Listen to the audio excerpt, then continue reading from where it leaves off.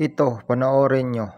Bago kayo magkabit ng mechanical water temperature gauge, kailangan itesting nyo muna mga idol para malaman ninyo kung okay ba to, hindi manufacture defect, hindi ba gumagana.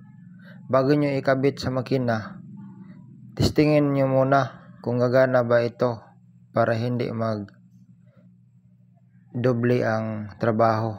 Kapag nakabit nyo na hindi na testing tapos nagmalfunction, tatanggalin na naman ninyo.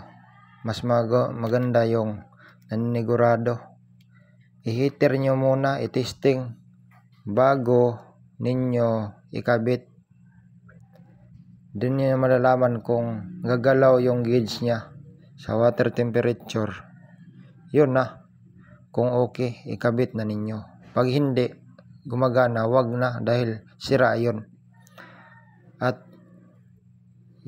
yan lang mga idol na pamamaraan paano natin malalaman. Gamitan lang ninyo kahit lighter, tapos itesting nyo, pahitiran, para makita natin yung gauge nya, yung analog nya, makita natin nagagalaw. Ibig sabihin nun, okay yun.